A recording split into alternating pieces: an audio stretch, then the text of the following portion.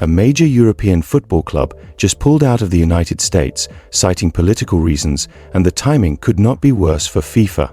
With a few months away from the biggest World Cup in history, the cracks are starting to show. And if you think that is an isolated incident, you have not been paying attention to what has been building for the past 2 months. The club I'm talking about is Werder Bremen from Germany, and they were supposed to play friendly matches in Minneapolis and Detroit in May 2026. On February 20th, they cancelled the entire trip, and the reason is not surprising. According to their managing director, playing in a city where people have been shot by state authorities does not fit with our values.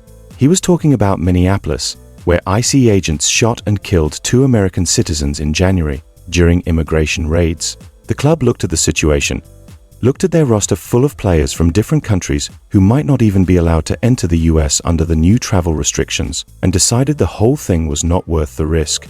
Now here is why this matters beyond just one club cancelling one tour. Bremen is not a random organization making a political statement for attention. This is a Bundesliga team with over 120 years of history. They are not activists, they are a business.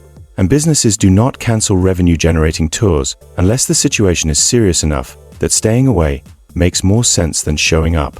That calculation and decision to walk away from American money and American exposure just months before the World Cup tells you everything about how bad the optics have gotten. But let us zoom out from Bremen specifically, because what they did is just the latest domino to fall in what has become the most significant boycott movement a World Cup has ever faced. And the crazy part is that this is not even an official boycott. No government has pulled out. No federation has withdrawn a team. This is being driven entirely by ordinary people who are looking at the United States right now and deciding they do not want to go. And their reasons are piling up faster than FIFA can dismiss them. The first and most obvious issue is the travel bans themselves. The Trump administration has expanded restrictions to 39 countries, and 4 of those countries have teams in the World Cup. Haiti, Iran, Senegal, and Ivory Coast all qualified, but their fans cannot legally enter the United States to watch them play. Think about what that actually means for a moment. Haiti qualified for the first time in over 50 years, one of the biggest moments in that nation's football history, and their supporters were banned from attending. Senegal brought thousands of fans to Qatar in 2022, creating some of the best atmosphere of the tournament with their drumming and chanting. This time around, they are locked out entirely. How do you call something a World Cup when entire countries are excluded from participating as spectators? But it is not just the travel bans that have people worried. It is what is happening inside the United States that has people genuinely scared to visit. Videos of ICE raids have been circulating for weeks, showing agents in tactical gear conducting operations near schools, workplaces, and even sporting venues. Multiple reports have documented visitors from countries like Australia, Mexico, and the United Kingdom being detained at airports for hours with no clear explanation given. And then in January, 2 people were shot and killed by ICE agents in Minneapolis during enforcement operations. One of them was an unarmed woman. That incident became a tipping point for a lot of people who were on the fence about traveling. Within 24 hours of that shooting, a Lebanese-Australian activist with over 3 million followers posted that he was cancelling his World Cup tickets because ICE could lock him up for a year without charges, without a trial, and without access to a lawyer. His post went viral immediately. Tens of thousands of people shared it within hours. And then the reports started coming in that approximately 16,800 fans had already processed refunds and cancelled their tickets. FIFA called those reports false and insisted demand remains strong.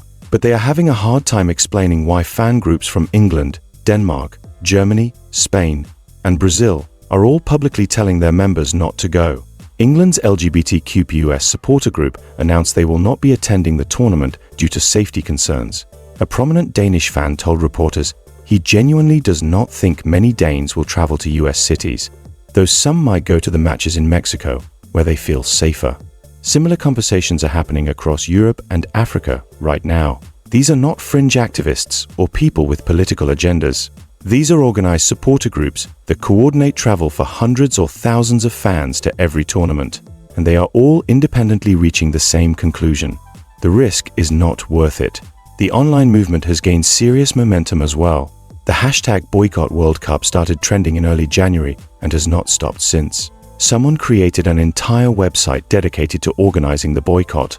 Over 3,000 people signed a petition demanding FIFA ban the United States from hosting international sporting events, citing what they called systematic human rights violations.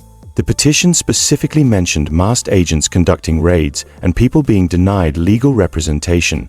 The language is harsh, but it is resonating with people who feel like FIFA sold them a global celebration and delivered a tournament where fans from multiple qualified countries are legally prohibited from attending, and visitors who do make it in are worried about getting detained or worse. FIFA's response has been to insist everything is fine and proceeding as planned. President Gianni Infantino appeared with Trump back in November to announce the FIFA Pass program, a visa fast-track system that added over 400 consular officers worldwide to speed up processing. Trump keeps saying his administration is making the tournament a success and points to the 500 million ticket requests as proof of strong demand. But here is the disconnect that FIFA does not want to talk about. Ticket requests are free and non-binding. Anyone can request tickets without ever intending to buy them. What actually matters is confirmed purchases and whether people who already bought tickets are keeping them or canceling them.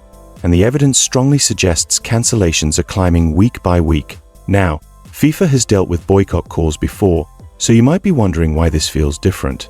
Argentina hosted in 1978 during a military dictatorship that was disappearing thousands of people. Russia hosted in 2018 after annexing Crimea and facing international condemnation. Qatar hosted in 2022 amid years of criticism over migrant worker deaths and LGBTQ rights. Every single time activists protested and fans complained, but the tournaments went ahead with full stadiums and FIFA faced no real consequences. So what makes 2026 different from all those previous controversies? The answer is that past boycotts were driven by organized campaigns that FIFA could negotiate with or try to neutralize through public relations. Human rights organizations would call for boycotts. FIFA would issue statements defending the host nation. And eventually most fans would show up anyway because they loved football too much to stay away. But this boycott is fundamentally different in structure. It is decentralized, driven by thousands of individual fans making personal safety decisions and then amplifying each other through social media. There is no central organization to pressure or discredit. It is organic. It spreads through peer networks across borders, and it is incredibly hard to stop because it has no single point of failure. And here is what makes this particularly dangerous for FIFA as an organization. The movement is not just affecting ordinary fans anymore. Werder Bremen cancelling their tour proves that institutions with legal teams, risk assessment departments, and fiduciary responsibilities are reaching the same conclusions that ordinary fans reached weeks ago. When a professional football club decides the political climate and security situation make travel too risky, that validates every single concern the boycott movement has been raising. It becomes much harder for FIFA to dismiss the backlash as exaggerated or politically motivated when organizations with institutional credibility and no obvious agenda are making the exact same calculation about risk versus reward. The economic implications of a successful boycott are absolutely massive for everyone involved. The United States is projecting $17.2 billion in GDP impact from this tournament. Host cities across America, Canada, and Mexico have spent billions upgrading infrastructure and stadiums specifically for this event. Major sponsors like Coca-Cola, Adidas, and Visa paid hundreds of millions of dollars for brand association and the right to use World Cup imagery in their marketing. Broadcasters committed billions for exclusive media rights, expecting to show packed stadiums and electric atmospheres to global audiences. All of that value depends entirely on stadiums being full and the atmosphere being what people expect from a World Cup. Empty seats do not just look bad on television. They fundamentally undermine the entire business model of the tournament. Sponsors are paying for exposure to a massive global audience and association with a spectacle. If stadiums are half empty, if sections where Senegalese or Haitian or Iranian fans should be sitting remain vacant, if the energy feels flat compared to previous tournaments, the value of those sponsorship deals drops significantly. Broadcasters are paying for exciting, energetic coverage that makes people want to keep watching. If the tournament feels diminished or overshadowed by controversy and absence, that changes what they paid billions of dollars to broadcast. And while sponsors and broadcasters are unlikely to pull out at this late stage, they will absolutely remember This experience when negotiating future deals and FIFA's ability to command premium prices could be seriously damaged for years to come. But beyond the money, there is a bigger and more fundamental question about what this tournament actually represents. FIFA markets the World Cup as the ultimate expression of global unity, a moment when the entire world comes together to celebrate sport and put aside political differences. The marketing materials, the promotional videos, the official statements all emphasize inclusion, diversity, and the unifying power of football. But how do you sell that narrative when the host nation has banned fans from 4 qualified countries from entering at all? How do you talk about global celebration when enforcement operations have killed people and international visitors are openly questioning whether they will be safe? The contradiction is impossible to ignore, and fans around the world are noticing it in real time. Critics have also pointed out repeatedly that FIFA applies its principles very selectively, depending on political considerations. In 2022, immediately after Russia invaded Ukraine, FIFA moved incredibly fast to ban Russia from all competitions and strip the country of any future hosting rights. The decision was praised internationally as the right moral stance. But when activists ask for similar action against the United States over immigration enforcement policies that are excluding entire nations of fans, FIFA says it does not get involved in geopolitics and cannot interfere with sovereign nations' internal policies.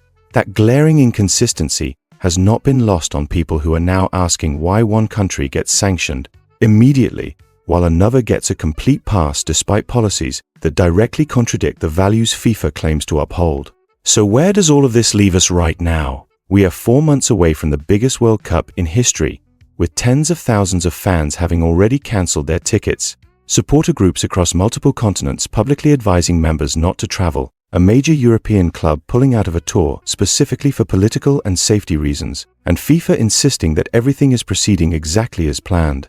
The tournament will happen. There is too much money invested and too much infrastructure already in place for it to be cancelled or moved. The matches will be played. Teams will compete. Someone will lift the trophy in the final. But the real question that nobody can answer yet is what it will actually look like when it does happen. Will stadiums be full with the kind of atmosphere that makes the World Cup special? Or will there be visible gaps where fans from banned countries should have been sitting? Will the tournament feel like a true global celebration? Or will it feel diminished and overshadowed by the absence of supporters who chose to stay home out of fear or principle? Will sponsors and broadcasters get the global spectacle they paid billions for? Or will they be left trying to explain empty seats and reduced energy to audiences who expected something much bigger? And most importantly for the future, will FIFA learn from this that you cannot ignore the people who are supposed to fill your stadiums and expect them to keep showing up? Or will they conclude that the backlash was loud on social media but ultimately ineffective in changing the outcome? What makes this moment genuinely significant in the history of the World Cup is that for the first time in the modern era, fans are realizing they actually have power in this relationship. They can cancel tickets even after paying for them. They can organize boycotts without needing formal organizations or leadership structures. They can use social media to coordinate across borders and amplify each other's voices without permission from anyone. And they can force FIFA, an organization that has operated for decades, with almost zero public accountability, to at least acknowledge that public sentiment exists and matters. Whether this specific boycott succeeds or fails in its immediate goals, the precedent has been established. Fans now understand they have leverage. They know they can walk away. And the next time FIFA makes a controversial decision about a host nation or tournament policies, people will remember that in 2026, thousands of fans around the world looked at the situation and said no. The World Cup will happen, but it might end up being the first one in modern history where the people who did not show up matter more than the ones who did.